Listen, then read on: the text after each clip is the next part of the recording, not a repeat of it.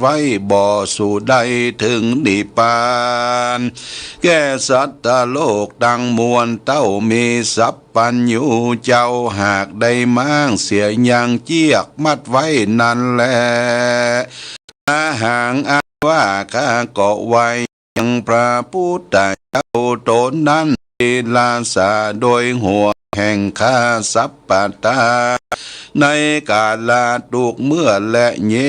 จะนาอันว่าคนตั้งหลายฝูงได้เกาะดีแม้นว่าสมณะพราหมณ์ตนได้เกาะดีได้เอาพระพุทธเจ้าเป็นที่จังตีเปิ้งโดยบทว่าพุทโธเศโธนี้ส่วนอันว่าข้าหัดนักบวชฝูงนั้นก็หาอยากได้พ้นจากทุกข์และโทษทั้งหลายในปัจจุบันและอนาคตอันจากมาปลายนาจะแลธัมโมมหาโครัตนาติโลเกสังสารันโตปิตะตารญิรัตนาวระธัมโม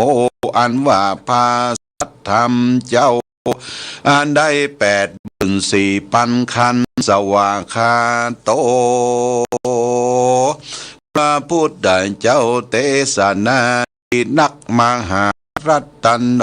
ห่างเป็นแก้วดวงยิ่งดวงพระเสริฐ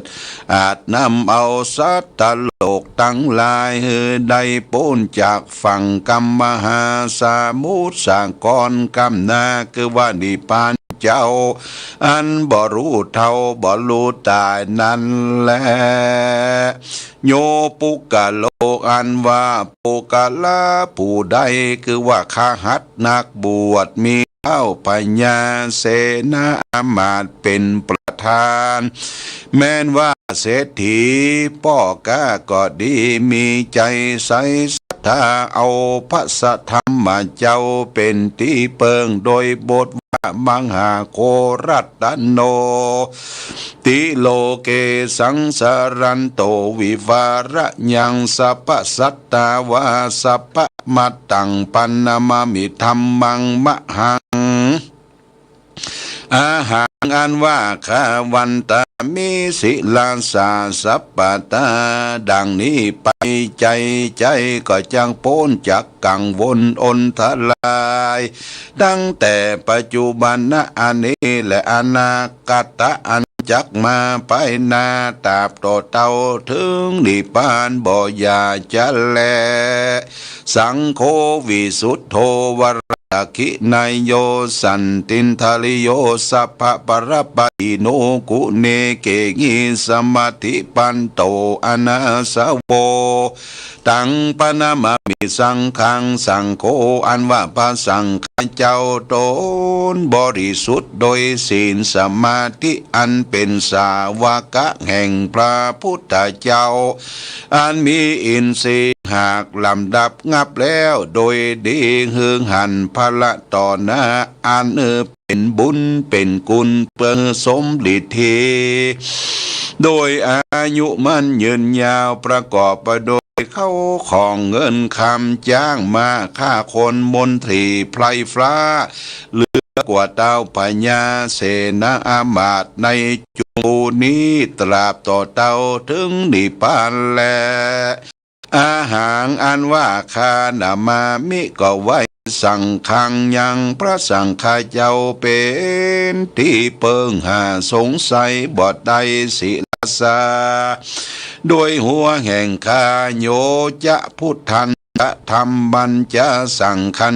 สรนังคาโตอาหังอันว่าข้าก็ถือเอา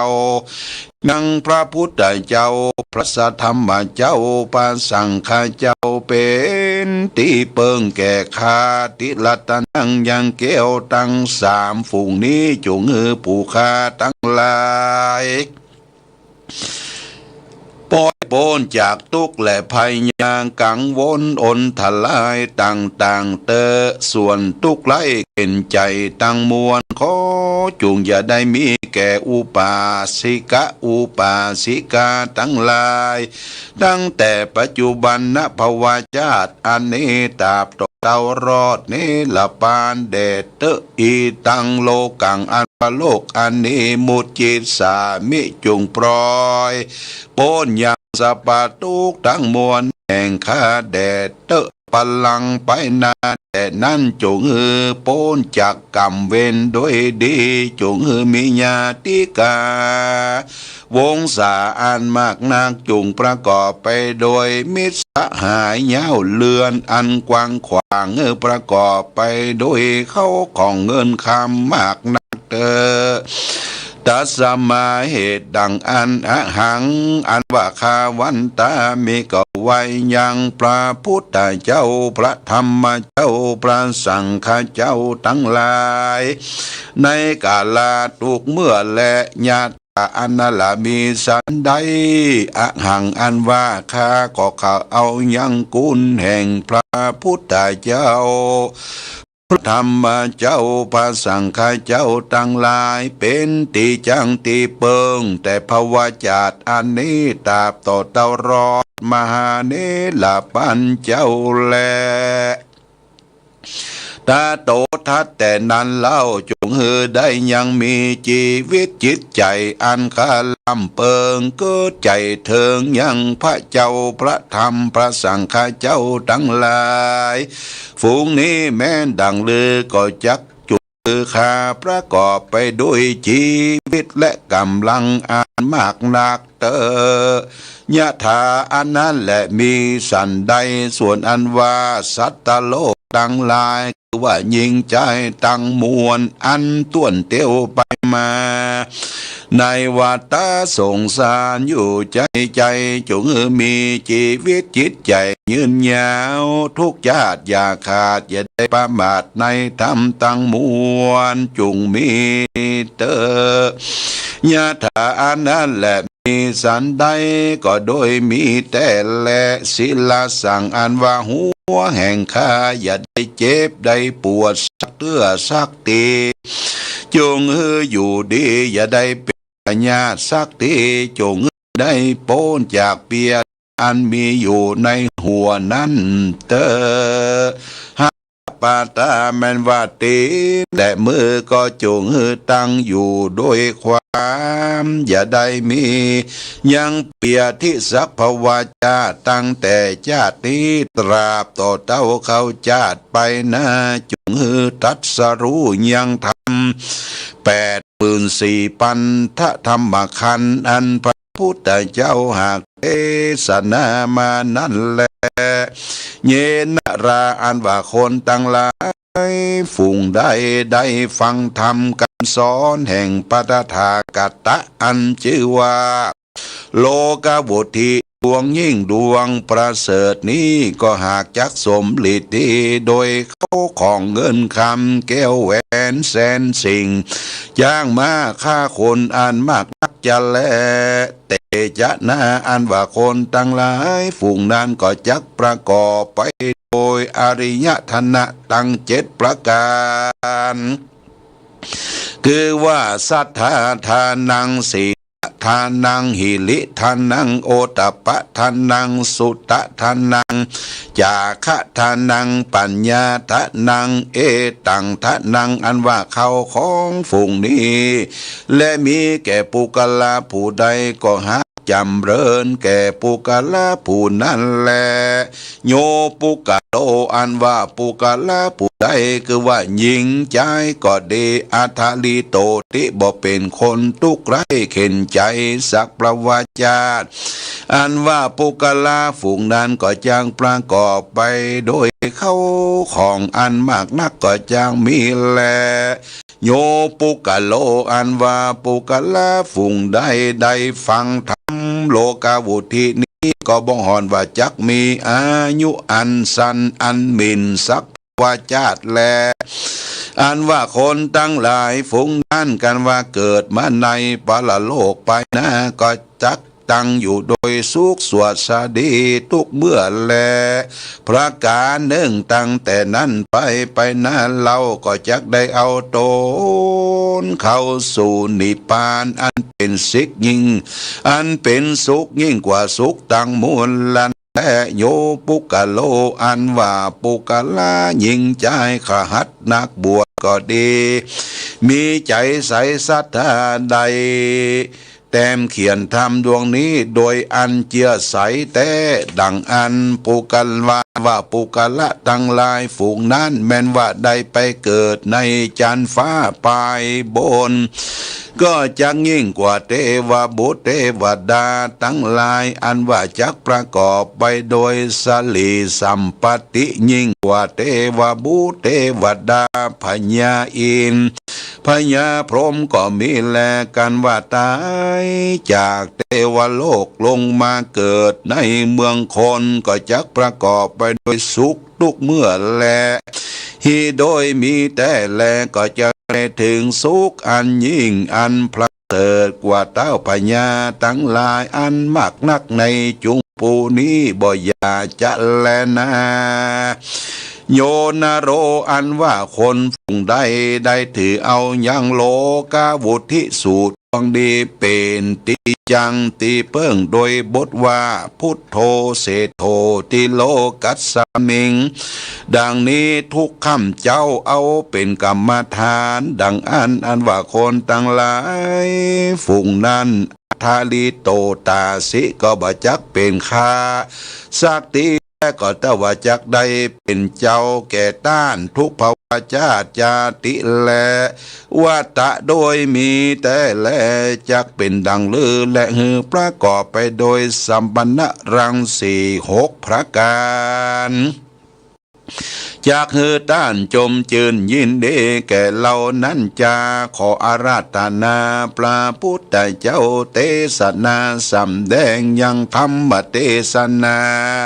ฮือแจ้งแก่ผู้ข้าตั้งหลายแด่เตอศรัทธาอันว่าสัพปัญญูพระพุทธเจ้าอ้างฮะก็กล่าวคาถาว่ายะติตังสุขังโลเกปัญจขังเมภวิสติสัพเปเตนะกุสเลนะมัญญังสวัมหาเสดังนี้ภิกขเวดุลาภิกขุตั้งหลายยะติตังมักว่ายังอิตังปุคโลอันว่าปุคลาผู้ใดมาใครถึงสุขในโลกนี้และปลายหน้าจริงขอเอาโดยว่าปัญจขังก็จักโป่งลงยังตนและใจแห่งข้าเพื่อเข้าสู่นิพพานอันพ้นจากสงสารตั้งมวลกล่าวคือภัยะในอบายตั้งสี่และภัยะอันมีอยู่ในโลกนี้ก็ดีคือว่าภัยะแต่โจรทั้งหลายมีเต้าพญาเสนามาตเป็นต้นคือว่ามาคุบจริงเอาเขาเงินคำจ้างมาฆ่าคนก็ดีหากเป็นโจรจำพวกหนึ่งคือว่าโจรแต่ผีกะผีเพื่ออันมากำจัดยังชีวิตนั่นแหละจำพวกหนึ่งคือว่าโจรแต่ไฟไหม้ห่อเรือนเฮอสิผ่านนั่นแหละจำพวกหนึ่งโจรแต่ลักแต่ต่ออันไปถูกต้องนั่นแหละจำพวกหนึ่งโจรแต่เสียนแต่หนาปักตีนปากมือฮือบวมปองเฮือลำบากนั่นแหละจำพวกหนึ่งโจรแต่โควิด19โจรแต่นักตะเริกไปบนอันมาข่มเหงจาตานั่นแหละจำพวกหนึ่งโจรแต่เจ้าจะนบดอันจักมาข้างฮือตานั่นแหละโจรแต่คนอันมากะทำบ่ใจกรรมทำกรรมสอนพระพุทธเจ้ามาว่ากะทำกองอันพิษมาสอนฮือตกอเวจีนรกนั่นแลจำพวกหนึ่งโจรอันบ่ใจปุริสะผู้ดีงามมากนักมักว่าอูอ้างย่อตนว่ารู้ลวกนั่นแหละที่แต่หากบรรลุสั่งสักอันเป็นอย่างอัญญทิฏฐิตั้งนายนั่นแหละบ่เต่าแต่นั่นสิ่งเดียวคือว่าโจรแต่จางมาลายงัวควายลายหมูหมาไก่ลายก็ดีโจรงูจักเข็บแมงต่อแต่นตั้งลายตั้งหากเป็นโจรเสียงแลปุกะโลอันว่าปุกะลาผู้ใดมาใครเป็นยาโป้นจากโจรตั้งลาย ฝูงกล่าวมาเนื้อได้จำเลินสังวาสสวัสดิ์ที่ง่ายด้วยคาถาดังนี้สัตตรัตนาสัมปันโนสมิทธามานะเตจะนะดังนี้ไปใจเตอก็หากจะแกดูโดยอายุมันยืนยาวในภาวะอันนี้และภาวะปลายนะตาโตเตารอดนี้หลับบานบ่อยาจะแลประกาศหนึ่งปุกละผู้ใดมาใครโป้นจากทุกข์ได้ถึงสุขได้จากนี้และจากนางได้จำเลินคาถาอันนี้ว่าญาติตังสุขโตสุขังโลเกปัจจขังเมภวิสติญาจามิสักกะเตหิไมหังมิทาวรังดังนี้ไปใจก็อย่าหลงลืมเตอก็หากแกได้พ้นจากโจรตั้งหลายตั้งมวลฝุ่งนั่นแลสัตปุญญาขยังตัสสะ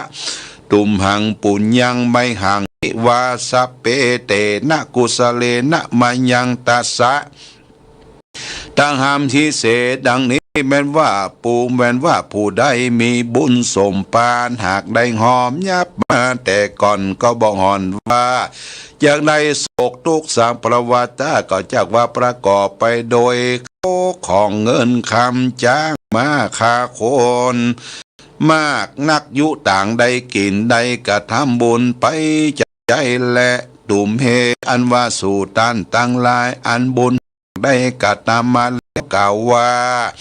บุญแห่งข้าก็ดีอันว่าศีลแห่งข้าก็ดีอันข้าหากได้รักษาในกาลบัดนี้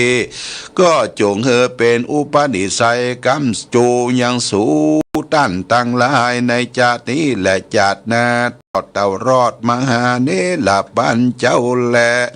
สัพเพเตนะกุสเลนะโดยกุศลบุญอันสู่ตันตั้งหลายใน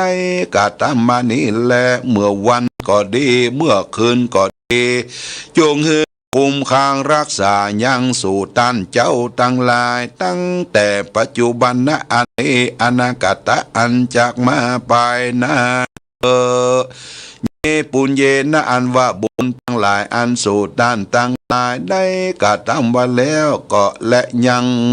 ฝ่ายยังบุญนั้นจุงแต้มเขียนยังตามดวงพระเสดนี้ไว้กำจูศาสนาพระโคดมเจ้าหาปันภวาสาจุงมีเตวัดโดยมีแต่แลส่วนอันว่าตุกตั้งหลายขอจุงจะได้มีแก่สู่เจ้าตั้งหลายได้ประกอบโดยสุขทุกภวาจาเตอันว่าบุญอันสู่ต้านตั้งหลาย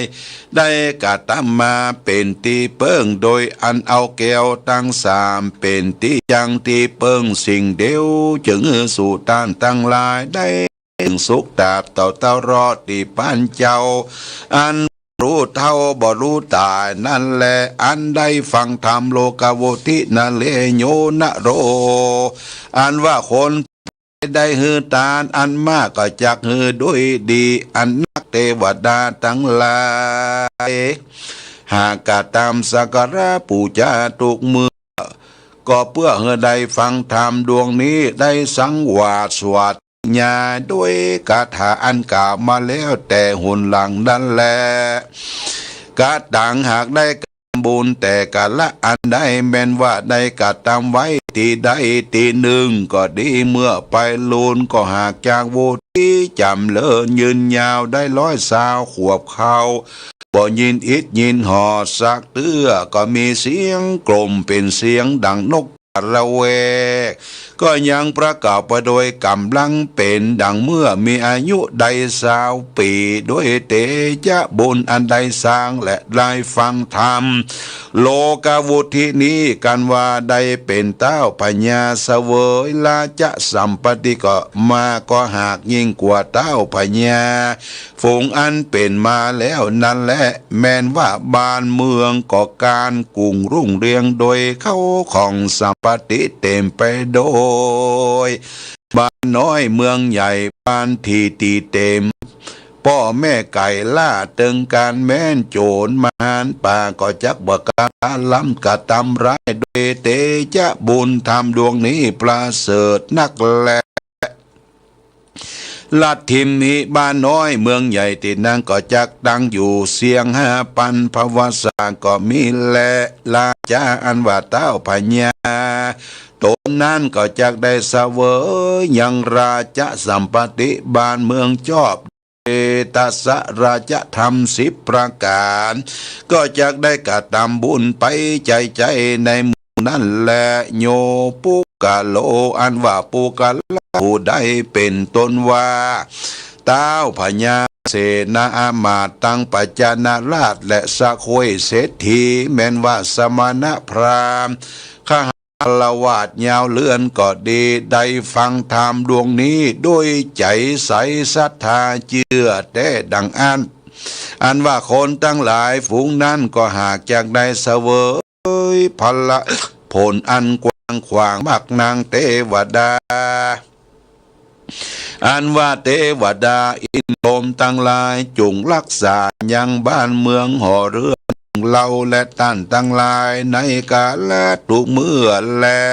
ยะถาในกาละเมื่อใดส่วนอันว่าพระอริยเมตไตรเจ้าจักลงมาเกิดในโลกนี้ตุมเหอันว่าท่านทั้งหลายได้ฟังธรรมดวงนี้จงได้ดับเสียอย่างทุกทั้งมวลโรคภัยไข้เจ็บโรคโควิด19ก็โดยลับลายหายไปโดยบุญอันใดฟังและได้สร้างยังโลกาโวทินี้โยนะโรอันว่าคนฝูงใดมักได้เป็นอุบาทกังวลอนตรายมักเป็นเคราะห์เป็นน้ำก็ดีจงจวนกันทำดวงนี้แล้วตั้งใจฟังโดยครบยามแต่ก็จะได้ฟังเอาทุกตัวอักขระพยัญชนะอย่าหลงลืมก็หากจักประกอบไปโดยเข้าของเงินคำจ้างมาค่าคนและมิตรสหายมักนักเสมอดังนายอนันทะเป็นดิกะเศรษฐีและโยติกะเศรษฐีอันมีประสาทอันแล้วโดยแก้ว7ประการแวดล้อมยังประสาทรอดทุกกรรมทุกไปก็บ่อาจจะกระทำร้ายนั้นและประการหนึ่งแม้ว่าพื้นภาษาก็หาเกี่ยไปด้วยเกลียวผริกตังมวลกรรมทุกปายอันหยาดใหญ่ไปด้วยต้นกัปปะรุขะก็มีเครื่องสัพพนานาอันหอยย้อยแขวนอยู่จุตนมีลำคำ4 ตนตั้งอยู่แจ้งประสาทหาปุกละจักมาเปรียบเทียมบ่ได้จะแลตุมเหสู่ตันทั้งหลาย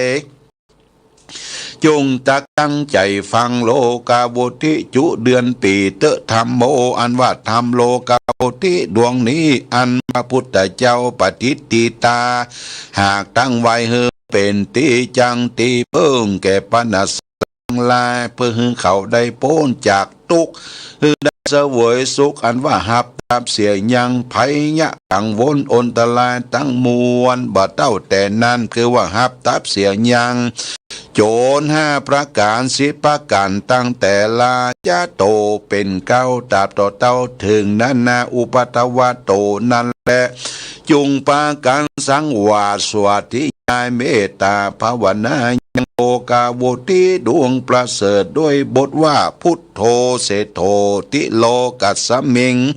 สัพพสัตตาหิตังกโรสังสารปันตนังสิโนอาหังวันตามิสัพปตา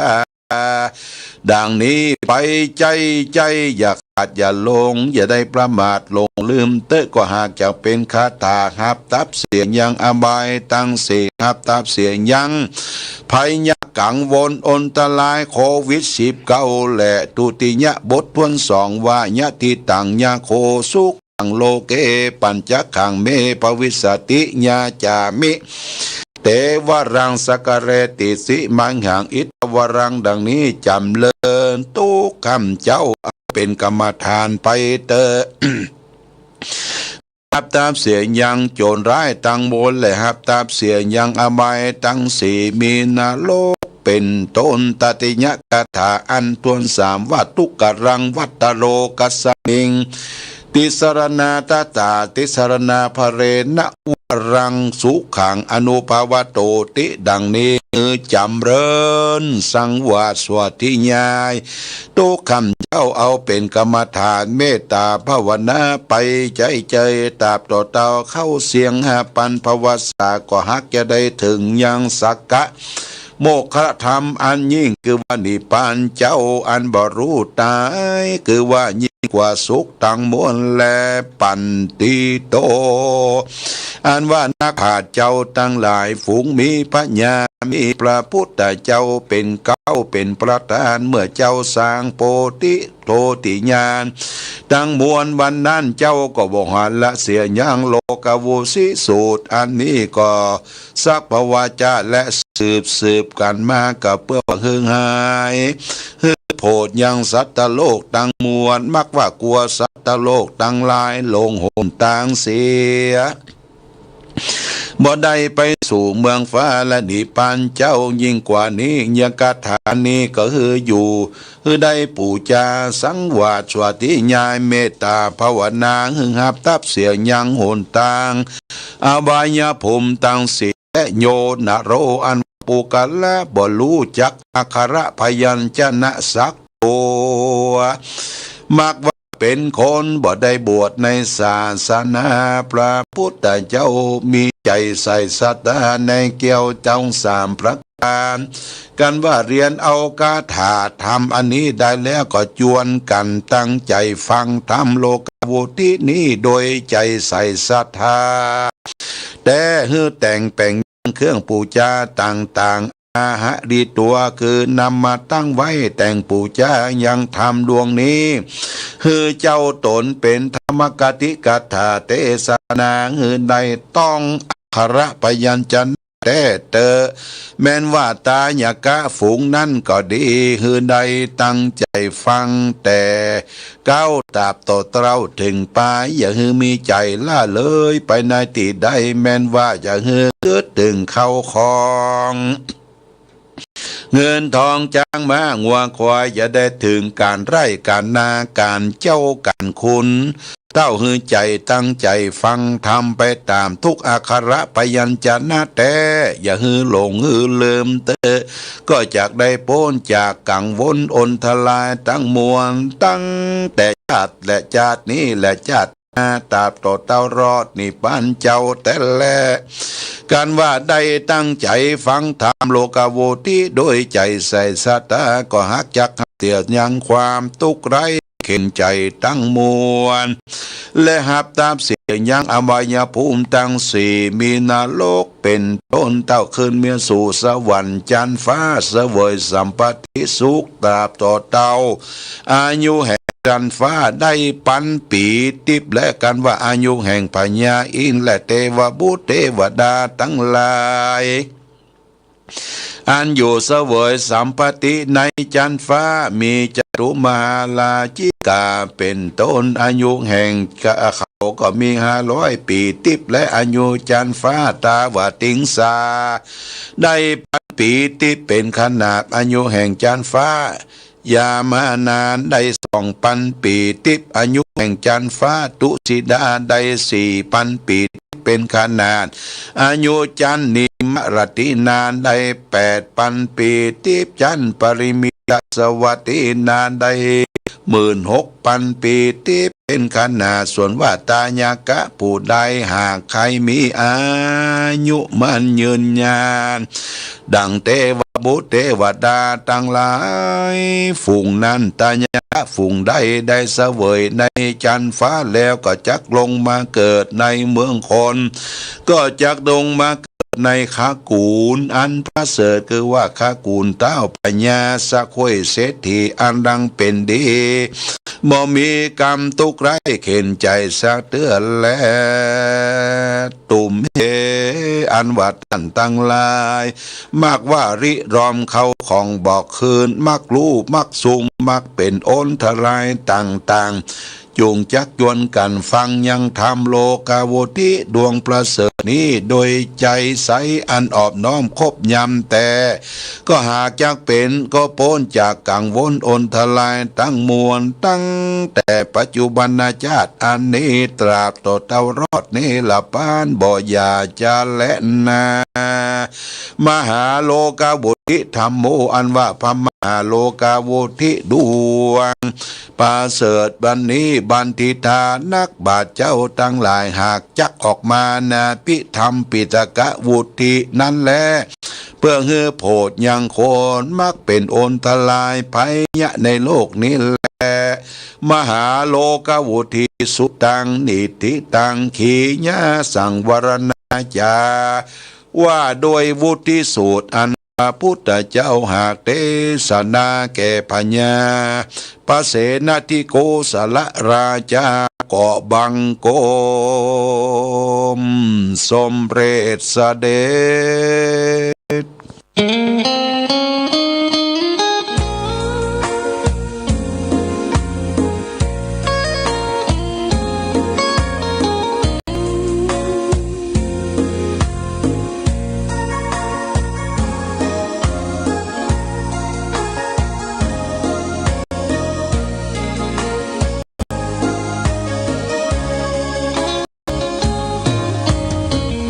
วัดวาอารามเรืองร้องพ้องฟ้าสืบสานนานมาล้านนาแดนไทยพระบาทอุดมน้ำบ่อสาวาเล่าขานกันมานานไกลศาสนายิ่งใหญ่ของชนชาวไทยพระพุทธบาทจำลองของพระสัมมาองค์พระศาสดาพุทธบูชากราบไหว้องค์พระเจ้าฝางอุดมศิลป์ผู้สร้างสรรค์มานานไกลนามอุดมก็ไปสมในฉายาก่อนเป็นวัดร้างโบราณสืบสาน2524พระมหาราชครูเกษราปัญญาปรมาติกาจารย์จากวัดดับภัยเชียงใหม่สืบสานเวลาผ่าน131 ปีนานไกลวัดพระบาทอุดมรุ่งเรืองงามตาเจ้าน้อยบุญทาวงศาข้าหลวงพวงเชียงใหม่ปกครองหัวเมืองฟ้าทุ่มเทแรงกายแรงใจทุกชาติพันธุ์รวมใจรักษามัคคี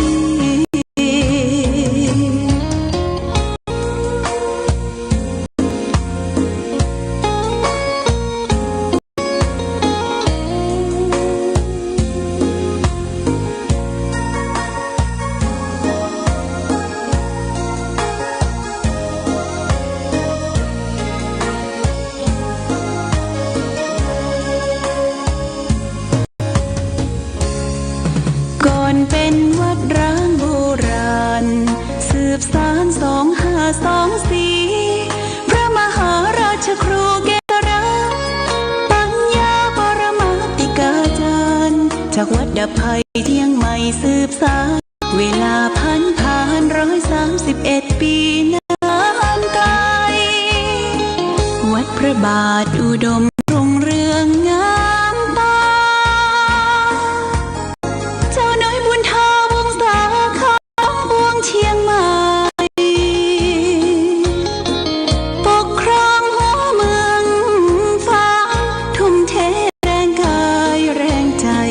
ทุกชาติพันธุ์รวมใจรักษามัคคี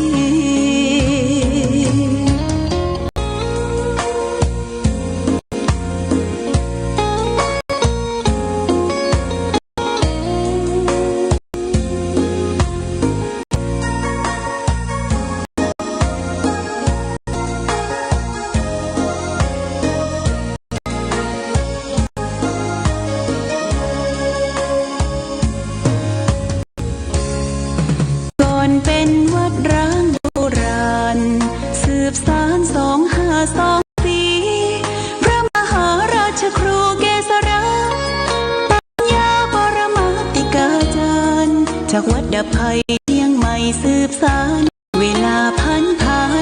131 ปีนานไกลวัดพระบาทอุดมรุ่งเรืองงามตาเจ้าน้อยบุญทาวงศาข้าหลวงปวงเชียงใหม่ปกครองหัวเมืองฟ้าทุ่มเทแรงกายแรงใจทุกชาติพันธุ์รวมใจรักษา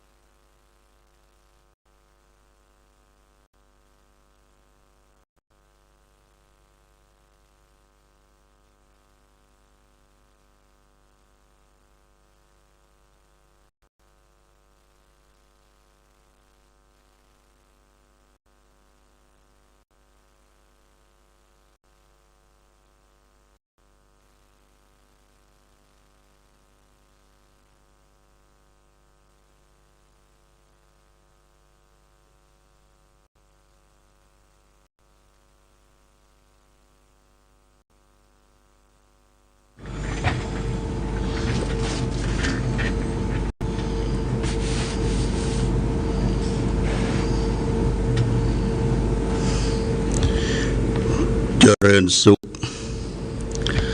ศรัทธาสาธุชนญาติโยมท่านพุทธบริษัทต่างหลายวันนี้รายการธรรมะประทีปส่องต่างภาคกลางคืนก็ได้มาพบปะกับพ่อแม่พี่น้องศรัทธาสาธุชนญาติโยมแห่งครั้งหนึ่งวันนี้เป็นวันศุกร์ที่17เดือนกรกฎาคมพุทธศักราช2569ซึ่งตรงกับเดือน10เหนือเดือน8ใต้ขึ้น3ค่ำญาติโยมเป็นเดือน10ออกเป็นเดือน10ออกเป็น10ที่จะเข้าพรรษาเลยญาติโยมพุ่นวันอาสาฬหบูชาก็ปลายเดือนพุ่นวันที่29เดือนนี้วันอาสาฬหบูชาแล้วก็วันเข้าพรรษาเป็นวันที่30เดือนกรกฎาคมเพราะฉะนั้นในช่วงนี้เดือนนี้ก็มีการประกอบพิธีกรรมทำบุญสุนทานโดยเฉพาะอย่างยิ่งก็คือการได้ทานเตียนจำนำพรรษาที่จะได้จุดเทียนบูชาพระรัตนตรัยไหว้พระทุกวันพระวันศีลเช้าเย็นแต่ละวัดวาอารามก็มีศรัทธาญาติโยมได้ไปถวายกัน วันนี้ที่วัดสันเปาบ้านอายก็มีการทำบุญส่งน้ำพระแล้วก็ทำบุญประเพณี ไหว้สาบารมีแม่พระธรณีประจำองค์ใหญ่ก็ได้มีการถวายเทียนพรรษาให้แก่วัดวาอารามต่างๆโดยมีศรัทธาญาติโยมในกรุงเทพชลบุรีสุพรรณบุรีได้มาร่วมกับพระเจ้าประสงค์ก็มากมายหลวงพ่อก็ได้ไปร่วมไปฉันเพลเจริญพุทธมนต์ในช่วงเจ้าและก็ฉันเพลในวันนี้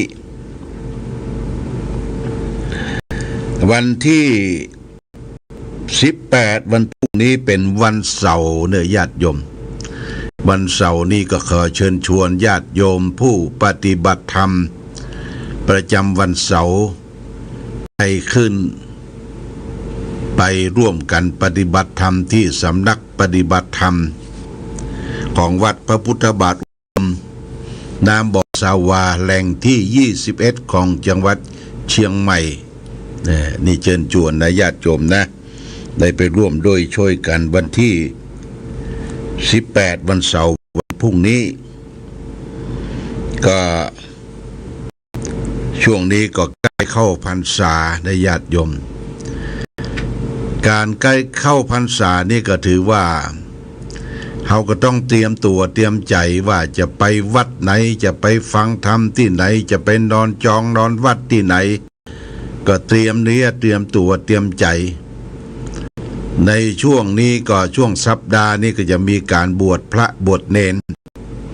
บวชตูเจ้าทางวัดพระบาทอุดมนี่ก็จะบวชตูเจ้าวันที่26นะวันที่26นี่ประมาณ4รูปเป็นพระนวกะ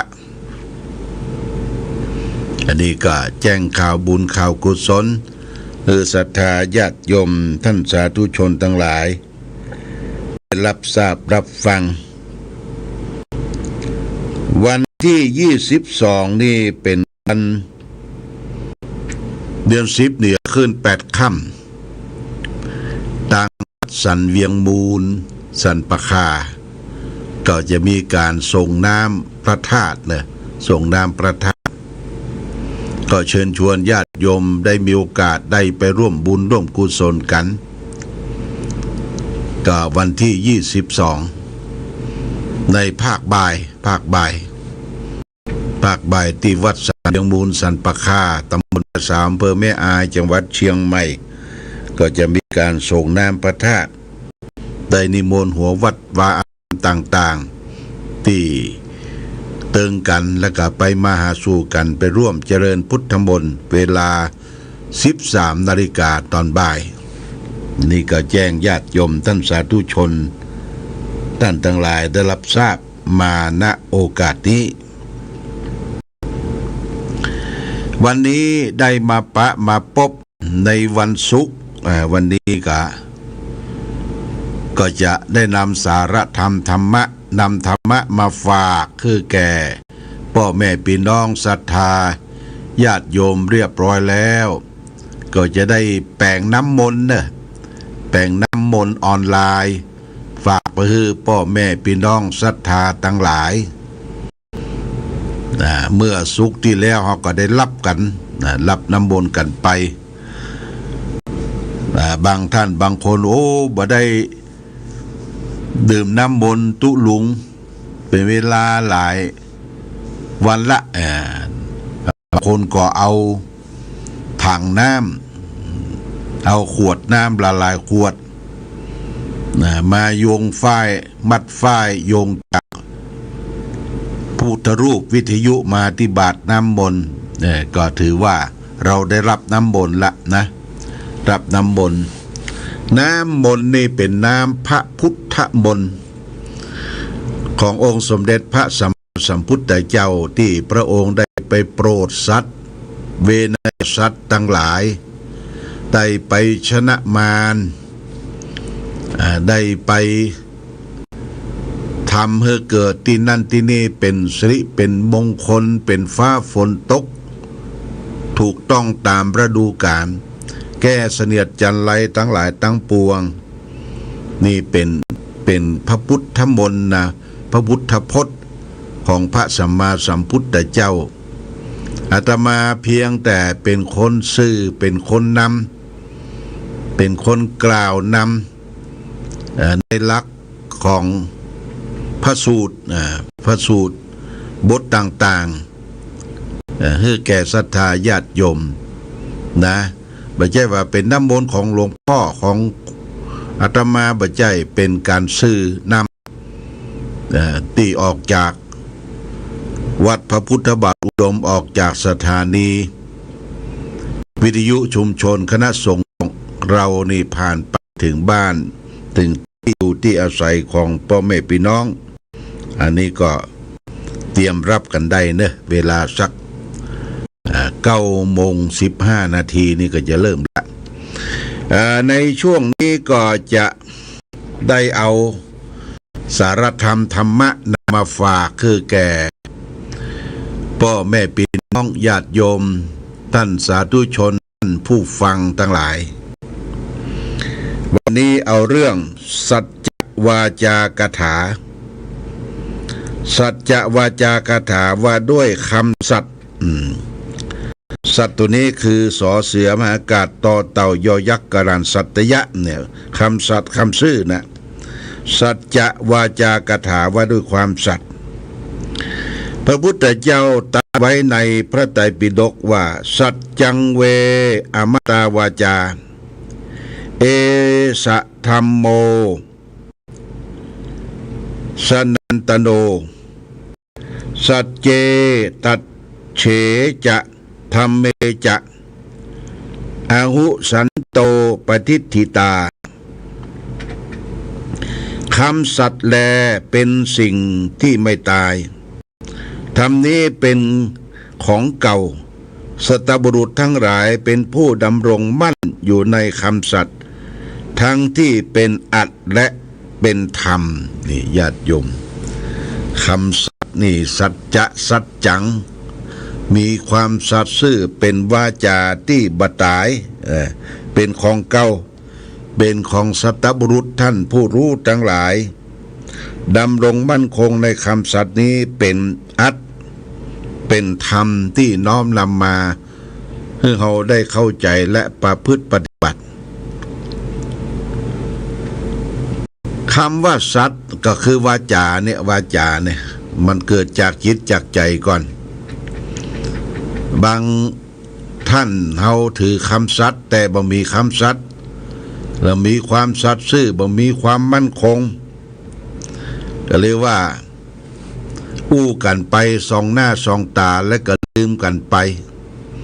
หรือคำสัตย์สัตย์จังสัตย์ซื่อต่อกันเนี่ยต่อไปเปิ้นฮ้องว่ามันมีความเชื่อต่อกันทางฝรั่งเปิ้นว่าบ่มีเครดิตบ่มีเครดิตญาติโยมทางภาษาฝรั่งว่าไม่มีเครดิตที่เมืองนอกนะที่เมืองนอกเมืองฝรั่งอย่างอเมริกานี่ญาติโยมถ้าเราทำงานในบริษัทก็ตามทำงาน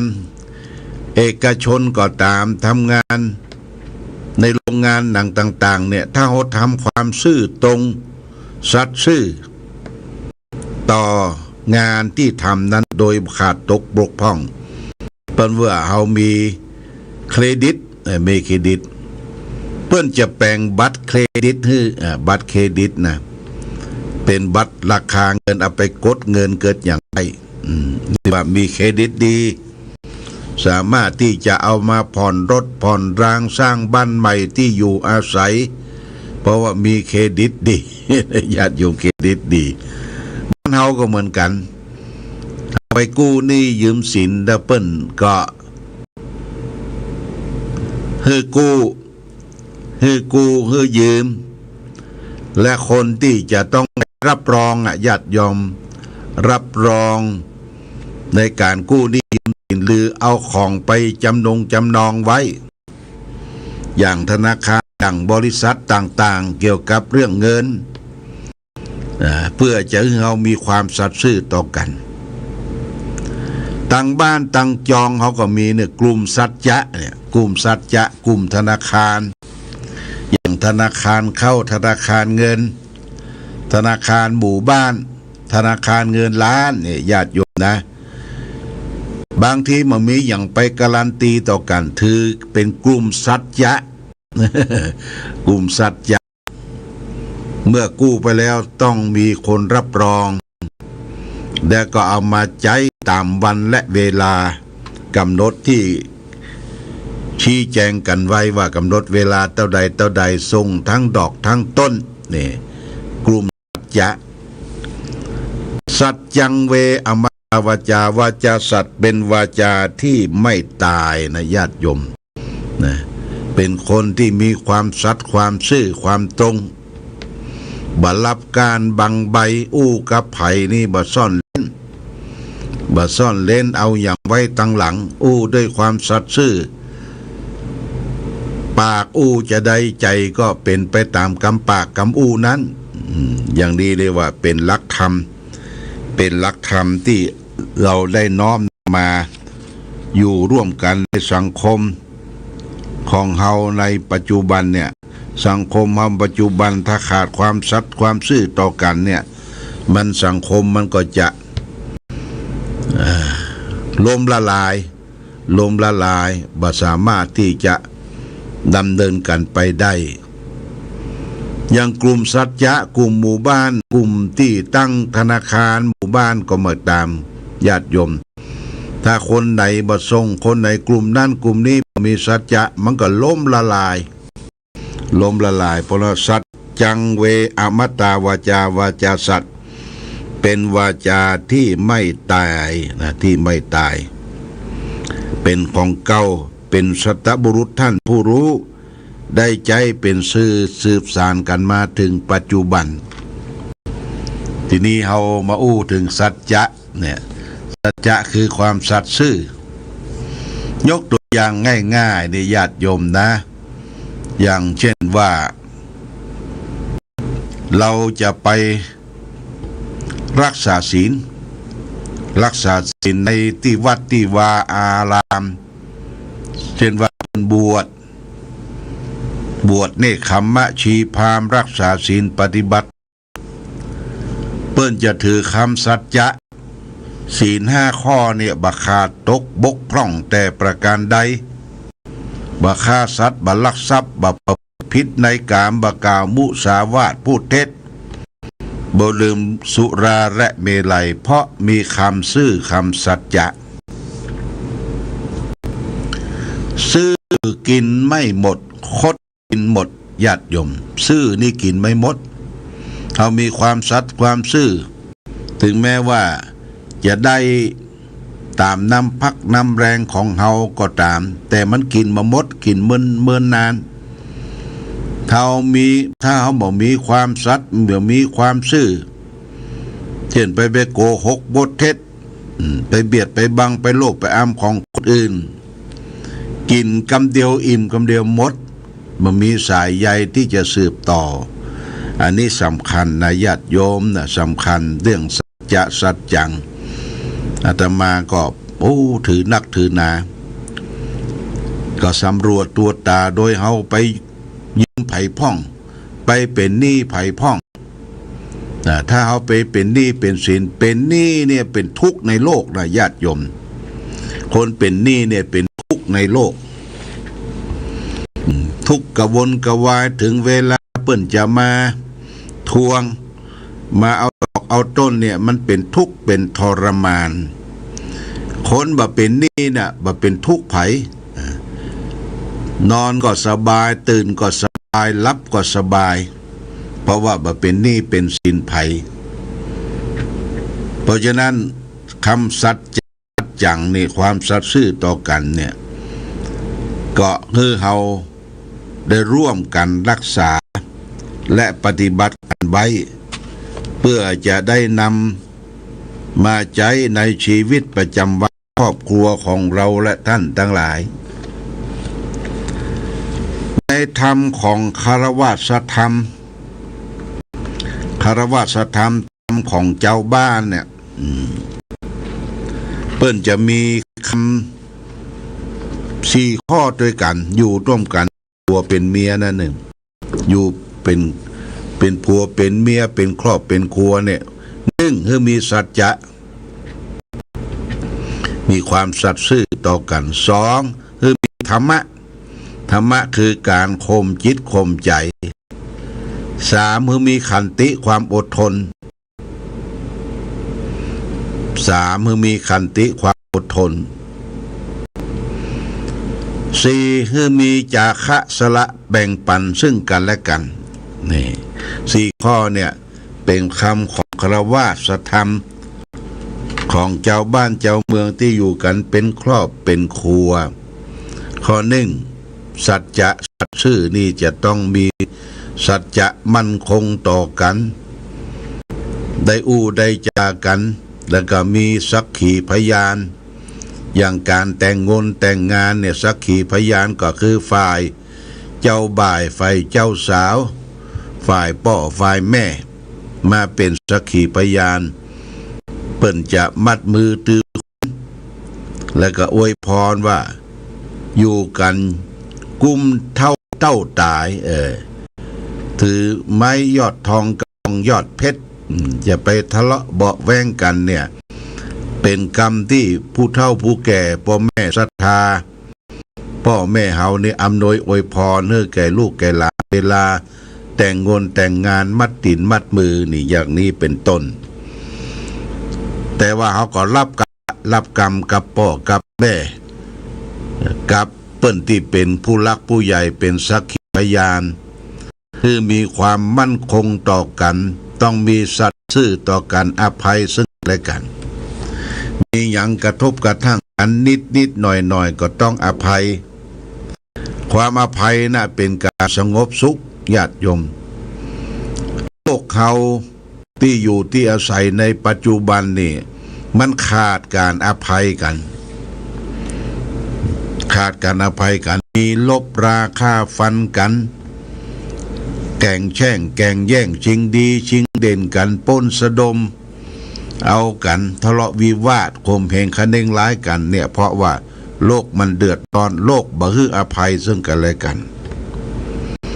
เพราะฉะนั้นเราจึงมีคำติดปากอย่างหนึ่งว่าอภัยทานเขตอภัยทานเนี่ยก็เขตที่เปิ้นเขียนป้ายติดไว้ตามรอบรั้วขอบชิดดินกำแพงในเขตวัดในเขตวัด หรือวัดที่มีแม่น้ำไหลหิมแม่น้ำฟางแม่น้ำปิงก็ตามไหลหิมวัดเปิ้นจะมีต้าน้ำไว้ต้าน้ำเปิ้นจะปล่อยปลาปล่อยป่าเป็นเขตอภัยทานไปจะไปลักป่ายิงป่าตอดแหนบ่ได้เป็นคำสัตย์ซื่อของท้องถิ่นที่อยู่ร่วมกันป่าก็ขึ้นมาไข่แพร่พันธุ์บางทีเขาไปเอวชมเนี่ยซื้ออาหารเม็ดอาหารอย่างอ้อยคือป่ามันออกจุบจับปลาดุกปลาลิมปลาเสด็จปลาขาวอย่างสะปะปลามันมารวมกันเพราะว่ามันได้รับอภัยทานมีไผ่มาตกปลาจำเอาแหยังมาตอดจอมเบ็ดแต่มันเป็นเขตอภัยทานวัดก็เหมือนกันวัดเป็นเขตอภัยทานเขตอภัยทานนี่วัดบางวัดนี่ก็เปิ้นว่า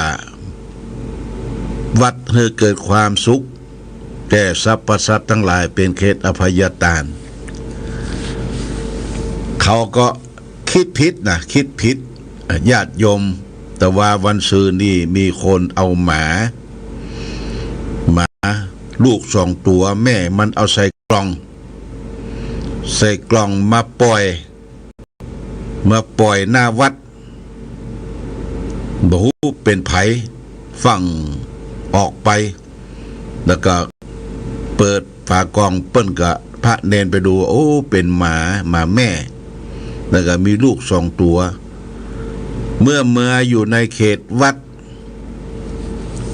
ก็ต้องเป็นหมาวัดญาติโยมมาวัดก็ได้กินพ่องบ่ได้กินพ่องไม่ใช่หมา เลี้ยงโลกไม่ใช่มาเลี้ยงหมาบ้านนะได้กินตามพระตามเนนไปบิณฑบาตเพราะฉะนั้นหมาที่อยู่วัดเนี่ยอย่างปัจจุบันนี้วัดพระพุทธบาทอุดมนี่หมานักเดือญาติโยมหมานักหมามันเกิดสองแม่นี่เอามาจากถ้ำดอกคำปุ้มเมืองเป้าตอนนั้นมาหลวงพ่อมีสองตัวไอ้โจโจ้กับไอ้ตุ๊ดตูพอไอ้โจโจ้มันตายก็เหลือตุ๊ดตูมันง่อมแล้วมาสองตัวเป็นหมาแม่หมาเครื่องเอามาอยู่บ่เหมือนมานานมันสืบพันธุ์กันตัวหนึ่งเกิดลูกมา10 ตัวตัวหนึ่งเกิดลูกมา8 ตัวปดโอ้บดีนี้โลลาเนอะญาติโยมไปมาวัดจะไปรำคาญนะนี่หมาวัดหมาหลวงพ่อมันมาเกิดเขาก็ต้องมีเมตตาอภัยทานให้แก่มันก็พยายามใส่ชื่อไอ้กงไอ้ดำไอ้มุมเนี่ยเวลาเดินมากลางลานวัดเนี่ยมันจะมาต้อยลุ่มมันก็หูจักชื่อมันเวลาเมื่อคืนมันก็นอนเฝ้าหน้ากุฏิไอ้ยังง่วงน้อยมันก็วิ่งไปแม่มันชื่อว่าอีเขียวกับอีมะลิอีเขียวนี่มันจังเห่ากันโชคถ้าเห่ากันโชคแล้วก็ปาคือลูกมันหลานลูกอีมะลิอย่างปากันลุ่มไปหมดนะลุ่มไปนะนี่หมาสุนัขมันเป็นสัตว์เลี้ยงของคนนะสัตว์เลี้ยงของคนบ่ต้องเอาไปปล่อยวัดอเนอญาติโยมวัดมีนักละเนอแต่ไผแค่ได้ก็มาเอาแต่มาเอานี่ต้องหูมีที่อยู่ที่อาศัยเอาไปแล้วมันเป็นประโยชน์ตั้งชื่อตั้งนามให้มันคืออาหารการกินมันตั้งชื่อตั้งนามให้มันเฝ้าบ้านเฝ้าที่อยู่ที่อาศัยหมานี่พันธุ์ดีนะพันธุ์จากเมืองเป้านะวัดทั้งดอกคำนี่มาวัดญาติโยมนี่ก็เกิดจากการที่เขามีเมตตาธรรมตั้งเขตพยาทานคือแก่สรรพสัตว์ทั้งหลายบ่เฉพาะหมามีสัตว์อื่นมีจอนก็มีจอนข้างลายจอนหางปุ๊แล้วก็ซื้อกล้วยซื้ออย่างมาไว้ข้างกุฏิมันก็ลงจากต้นไม้มากินแล้วก็มีนกเขาหม้อเจ้านกเขานกพิราบก็อ้อยเข้าหู้ตึงวันมันก็มากินข้าวสารของที่มันเอาอ้อยให้มันเนี่ยกินแล้วมันก็บินไปบอกไกจับตำต้นไม้ใหญ่ของวัดเนี่ยขันน่ะญาติโยมขันตึงเจ้าตึงแรงนี่คือสัตว์ทั้งหลายอยู่กับคนนะคือมีเมตตาธรรมตั้งเขตอภัยทานให้แก่เขาญาติโยมเพราะว่าการที่เราได้อยู่ร่วมกันในมนุษย์โลกต่อสรรพสัตว์ทั้งหลายนี่คือรักกันแต่งกันมีความสัตย์ซื่อต่อกันมีอย่างก็แบ่งกันกินแก่งกันจะบริโภคเขาจะไปเอาตัวเอาเป็นของตัวเหี่ยมดบ่ใจแบ่งกันกินแก่งกันใจวันนั้นเอาเรื่องของหลวงพ่อเกษมขีมโกสุสานไตรลักษณ์จังหวัดลำปางมาอู้แก่ทายาติโยมว่าหลวงพ่อเนี่ยเปิ้นมีเมตตาธรรมสูงนะอยู่ที่สุสานไตรลักษณ์จังหวัดลำปางเวลาเอาของกินอย่างตานี่หลวงพ่อจะเผยแผ่ให้แก่สรรพสัตว์ทั้งหลายยกตัวอย่างอย่างแอปเปิ้ลแต่ก่อนนี่มันแปลงแอปเปิ้ลไปตาลสักลูกเนี่ยเปิ้ลก็จะเอามีดน้อยผ่าเป็นซีกแล้วเก็บไว้บริโภคไว้ฉันใน2 ซีก แล้วก็นอกจากนั้นก็เอาคืนแก่ศรัทธาญาติโยม2 ซีกนะเอาไว้กินซีกเดียวแถมซีกหนึ่งก็อย่าย่อยผุยผายคือแก่สัตว์ทั้งหลายที่อยู่ในสุสานปัจจาได้กินได้บริโภคเป็นมดเป็นแมงเป็นอย่างต่างๆหลวงพ่อเปิ้นบอกว่าสัตว์ทั้งหลายนะเป็นเปื้อนเกิดเปื้อนแก่เปื้อนเจ็บเปื้อนตายด้วยกันนี่จะไปข่มเหงคะเนงร้ายสัตว์ทุกตัวมันก็รักตัวกลัวตายนะญาติโยมรักตัวกลัวตายอย่าเอาเดินไปใกล้เตียวไปใกล้มันบินมันหนีมันกลัวคนนะคนนี่อำมหิตนะอำมหิตฆ่าสัตว์กินสัตว์ต่างๆเนี่ยญาติโยมเอาละจาเรื่องวันนี้เอาเรื่องคำสัตย์คำซื่อมามาจาฝากไว้เน้อญาติโยมเน้อถือสัจจะกันไว้เน้อสัจจังเวอมัตวาจาสัตว์เป็นวาจาที่ไม่ตายวาจาของสัตบุรุษท่านผู้รู้น้ำหลายดำรงมั่นเป็นคำสัตย์ที่สามารถที่เป็นธรรมะข้อหนึ่งนำมาประพฤติปฏิบัติในชีวิตประจำวันของเราได้นี่ฝากไว้ขณะนี้ก็เวลา 21:15 น.หลวงพ่อก็จะได้แปลงน้ำมนต์แล้วเนอะญาติโยมจะได้แปลงน้ำมนต์ออนไลน์ฝากไปถึงบ้านพ่อแม่พี่น้องศรัทธาทั้งหลายให้ได้รับน้ำมนต์กันอย่างทั่วถึงเพื่อจะได้เอาไปประไปพรมสถานที่เอาไปดื่มไปใจเป็นสิริมงคลแก่ตนแก่ตัวเน้อญาติโยม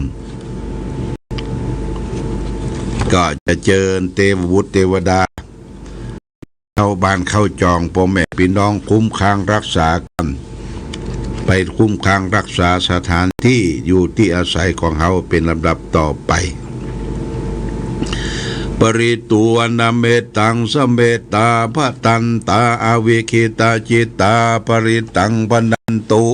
สักเกกะเมจะรูเปคิลิสิขรัตเตจันตลิเควิเนทิเปลาเทจะคาเมตโลนาคาเนอารามะวัตุมเมเขเตพุทธาตโยจตุโลกปาระราชายามะราชา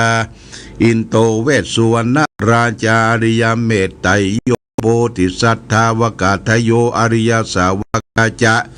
ปุถุชนะกัลยาจะสัมมาทิฏฐิเยวะพุทเทปัสสนาธัมเมปัสสนาสังฆเปัสสนาพุทเทสกลวาธัมเมสกลวาสังฆสกลวาอิโตอานะโตยาวะปรัมปราอิมัสสมิงสุจาเรสุเตตานังมุนิลวจานังสาทโวเมสุนันตุธรรมสวนาคาโรยัมพะตันตาธรรมสวนาคาโรอยัมพะตันตาธรรมสวนาคาโรอายัมพะตันตานะโมตัสสะภะคะวะโตอะระหะโตสัมมาสัมพุทธัสสะนะโมตัสสะภะคะวะโตอะระหะโตสัมมาสัมพุทธัสสะนะโมตัสสะภะคะวะโตอะระหะโตสัมมาสัมพุทธัสสะพุทธังสารนังกัจฉามิธัมมังสารนังกัจฉามิสังฆังสารนังกัจฉามิตุติยัมปิพุทธังสารนังกัจฉามิตุติยัมปิธัมมังสารนังกัจฉามิตุติยัมปิสังฆังสารนังกัจฉามิตติยัมปิพุทธังสารนังกัจฉามิตติยัมปิธัมมังสารนังกัจฉามิตติยัมปิสังฆังสารนังกัจฉามิสารณะคัมมะนังโยสันนิสิโนวาระโพธิโมเลมาลังสาเสนังสุติตังวิจัยยาสัมโพธิมากันจิอนันตัญญโนโลกุตโมตังปนามามิพุทธังเยจาพุทธาอาติตาจะเยจาพุทธาอนาคาตา จุปันนาจะเยพุทธาอังหังวันตามิสัพปตาอิติปิโสภควาอารังหังสัมมาสัมพุทโธวิชาจารณะสัมปันโนสุขโตโลกาวิทูอนุตตโรปุริสธรรมสารติสัทธเทวมนุสสานังพุทโธภควติพุทธังชีวิตตังยาวานิปานังสารนังคัจฉามินัตถิเมสารนังอัญญังพุทโธเมสารนังวารังเอเตสัจจวัชเชนาหุนตุเมชัยมังการังอุตตมังเคหะวันเตหังปาทะปังสุปารุตตมังพุทเทโยชาลีโตโทโสพุทโธคัมมาตุตังมังอัตตังกิโกอาริปาโทชะนานังโมกขัมปะเวสายะอุโชจะมังโคธัมโมอายังสันติกโรปานิโยนิยานิโกตังปนามามิธัมมังเยจะธัมมาอาติตาจะเยจะธัมมาอนาคาตาปัญจุปันนาจะเยธรรมาหังวันตามิสัพพตาสวากขาโตภควตาธัมโมสันติติโกวากาลิโกเอหิปัสสิโกโอปันนะยิโกปัจจตังเวทิตาภูวิโยหิธัมมังชีวิตังยาวะนิปานังสารนังคัจฉามินัตถิเมสารนังอัญญังธัมโมเมสารนังวารังเอเตนะสัจจวัชเชนะหุนตุเมชัยมังกาลังอุตตมังเคงะวันเตงหังสังกัญจะทุวีทังวารังธรรมเมโยชาลีโตโทโสขมาตุตังมังสังโฆวิสุทโธวรตาคินายโยสันตินทาริโยสัพพะปรปะหิโนกุเนเกหิสมาธิปัตโตอนาสโวตังปนามามิสังฆังเยจะสังฆาติตาจะเยจะสังฆานาคาตาปัญจุปันนาจะเยสังฆาอหังวันตามิสัพพตาสุปฏิปันโนภควโตสาวกสังโฆโอชุปฏิปันโนภควโตสาวกสังโฆยายาปฏิปันโนภควโตสาวกสังโฆสามิจิปฏิปันโนภควโตสาวกสังโฆยะติตังจัตตาริปุริสายุคานิอัฏฐปุริสาปุคาลาเอสะภควโตสาวกสังโฆอาหุนายโยปาหุนายโยทักขินายโยอัญชลีกระนิโยอนุตตรังปุญญาเขตังโลกัสสังฆังชีวิตังยาวานิปานังสารนังคัจฉามินัตถิเมสารนังอัญญังสังโฆเมสารนังวะรังเอเตนะสัจจวัชเชนะหุนตุเมชัยมังกาลังอุตตมังเคหังอุตตมังวารังอุตตมังคละมาเตนะสังคัญจาทุวิทุตังสังโฆยาชาลีโตโทโทโคกามาตุตังมังอิเจวะมัตนามัสสะมานังนามัสสะมโนรัตนัตตยังปุญญาปิสันตังวิปุลังอลตังตัสสานุภาเวนะดังหัตรายโยเอวเมสุตังเอกังสัมมัญญังภควาสาวัตติยังวิหารติเชตวันเนอนันทาเป็นดีกัสสะอารามเมตัตถะโคบังกวาภิกขุอมันเตภิกขโวติพาตันเตติเตภิกขุภควโตปัจจัสโสสงภควาเอตถาวโวเมตตายาภิกขเวเจโตวิมุตติยาสีวิตายาภาวิตายาภาหุลิกตายายานิกตายาวัตุกตายาอนุติสายาปริจิตายาสุสามารัตยาเอกาทัสานิสังสาปฏิกังกตเมเอกาสุขังสุปฏิสุขัง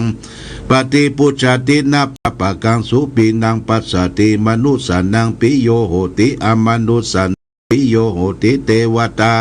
รักันเตนะสะอาคิวาวิสังวาสัตตังวะมาติตุวะตังจิตังสมาธิยติมุขวันโนวิปัสสิสติอาสัมมูลโหกลังกโลติอุตตริงอปติวิชันโตพระมะโลกุปโกโหติเมตตายาภิกขเวเจโตวิมุตติยาเสวิตายาภาวิตายาพะโหลิกตายายานิกตายาวัตถุกายาอนุทิตายาปริจิตายาสุสามรัตยาอิเมเอกา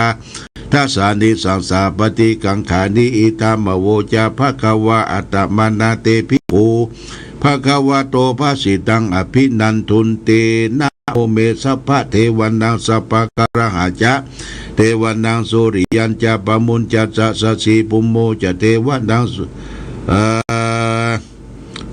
รปังภวิสติชีโวสุกโรจะมหาราพังโสรุราหุเกตุจะมหาราพังสัพพะปัญญังวินาสันติสัพพะทุกังวินาสันติสัพพะโรกังวินาสันติลักขณาอังวันตามิสัพพตาสัพเพเทวะมังปาลยานุสัพพตาเอเตนะมังคเตเสนะสัพพะสุขีภวันตุเมยะโตโพยะโตหังภคินีอาลิยายะชาติยาชาโตนะปิชานามิสันจิจาปานังชีวิกา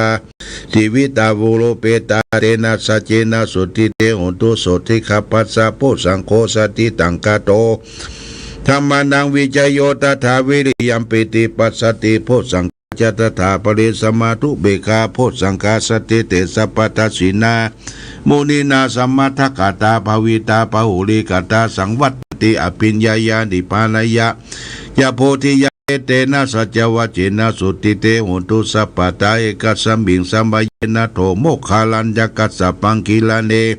ทุกิเตทิสวาโพสังเคสัตตาเทสติเจตานังอภินันติตวโลกามุจิงสุตังกันเนเตนะสัจวัจเจนะสุติเตหุตุสัพพตาเอกทาธรรมราชาปิเคลันเยนะปิปิลิโตจุนทัตเถเลนะตันเยวะพนาเปตวานัสสาทลังสมโมทิตัวจะอาปาตาตัมทาทิธานาโสเอเตนะสัจวัจเจนะสุติเตหุตุสัพพตาปหินาเตจะอาปาทาตินดันนัมปิมหิดังมัคคาตากิเลวะปัตตานุปฏิธรรมตังเอเตนะสัจวัจเจนะสุติเตหุตุสุปตายันตุนิมิตังอาวามังคาลันจโยยมนาโพสกุณาสัสโตปะปะกะโหทุสุปินังกันตังพุทธานุภาเวนะวินาสเมนตุยันตุนิมิตังอาวามังคารัญจโยจามนาโพสกุณาสัสโตปะปะกะโหทุสุปินังอากันตังธรรมานุภาเวนะวินาสเมนตุยันตุนิมิตังอาวามังคารัญจโยมนาโพสกุณาสัสโตปะปะกะโหทุสุปินังกันตังสังฆานุภาเวนะวินาสเมนตุมหากรุณิโกนาโตหิตายาสัพพปานินางปุเรตวาปารมีสัพพปะโตสัมโพธิมุตตมังเอเตนะสัจวัจจินะหุนตุเต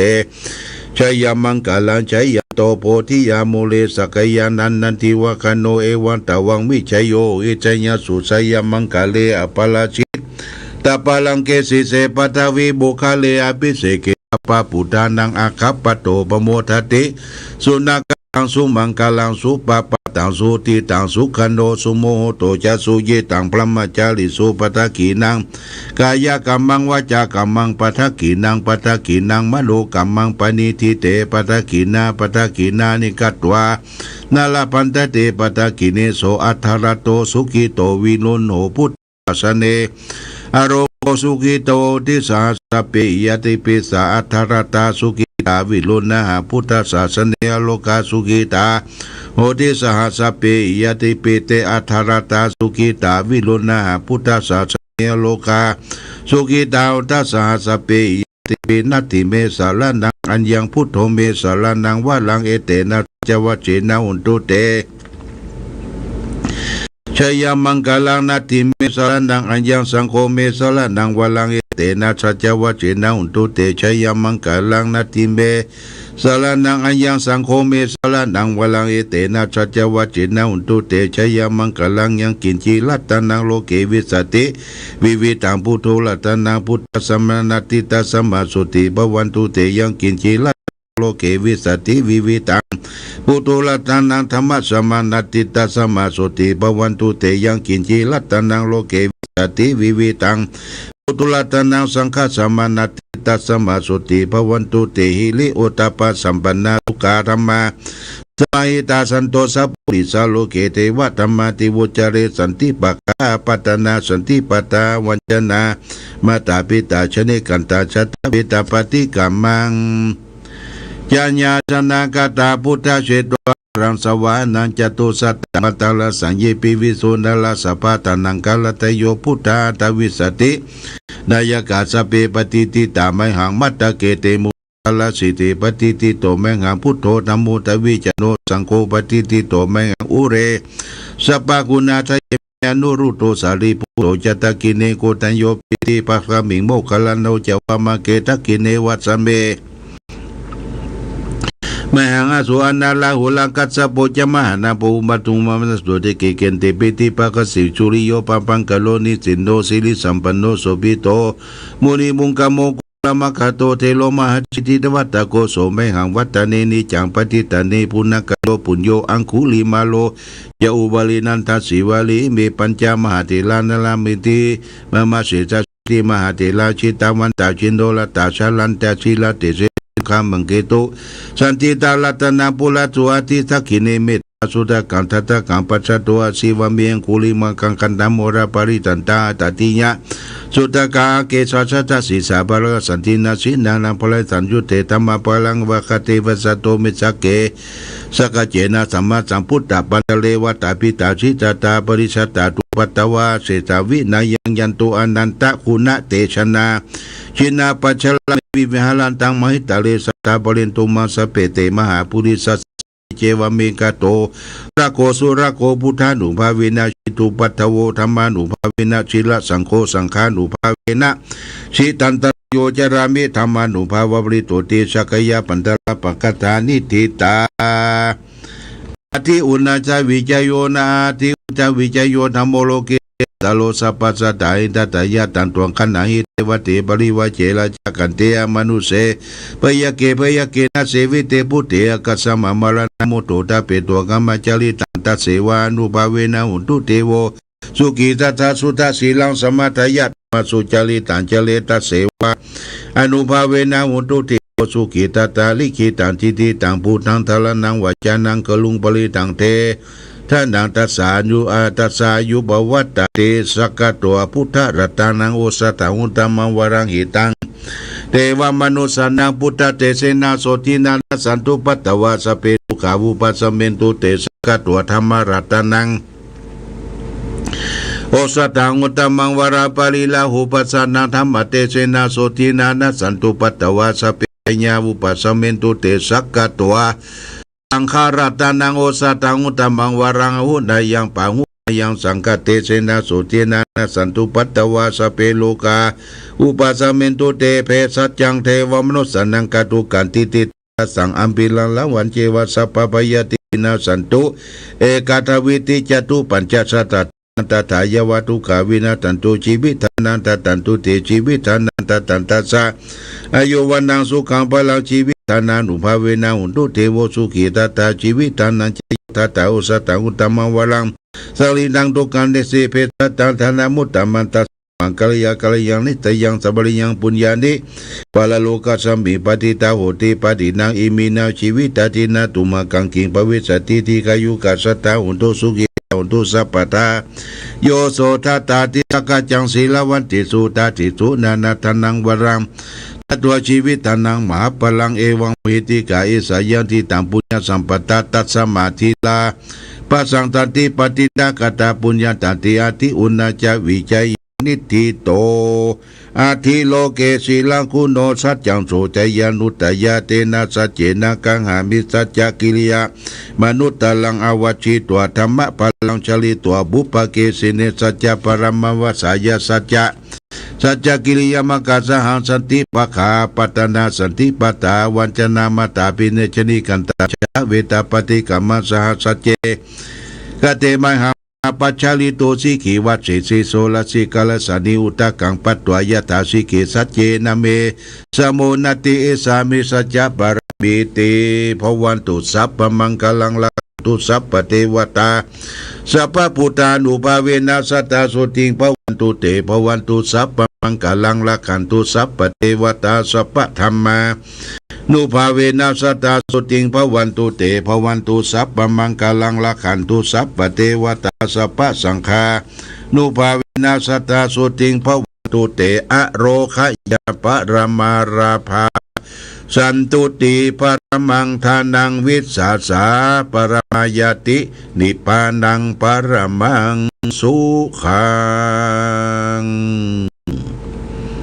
จบญาติโยมท่านสาธุชนทั้งหลาย ก็ใช้เวลาเมินพอสมควรได้เอาพระสูตรมาเจริญพุทธมนต์เป็นแปลงน้ำมนต์ลายฝากไปให้แก่แม่พี่น้องศรัทธาทั้งหลายถึงบ้านถึงจองคงจะได้รับกันทั่วหน้าเน้อนอวันนี้บ่ได้เอาโทรศัพท์เข้ามาในห้องส่งโดยเน้อญาติโยมก็คงจะบ่ได้ถามตอบอะไรอย่างเนาะก็จะอำนวยอวยพรปั่นปอนให้แก่ศรัทธาญาติโยมในช่วงสุดท้ายนี้ก็ขอพระศรีรัตนตรัยคุณพระพุทธคุณพระธรรมคุณพระสงฆ์บุญบารมีของครูบาอาจารย์มีท่านเจ้าครูบาศรีวิจัยเป็นต้นเป็นประธานจงปกปักรักษาศรัทธาญาติโยมท่านสาธุชนทุกท่านคือได้อยู่ดีมีสุขกินหวานตันต้อมรับได้เงินหมื่นตื่นได้เงินแสน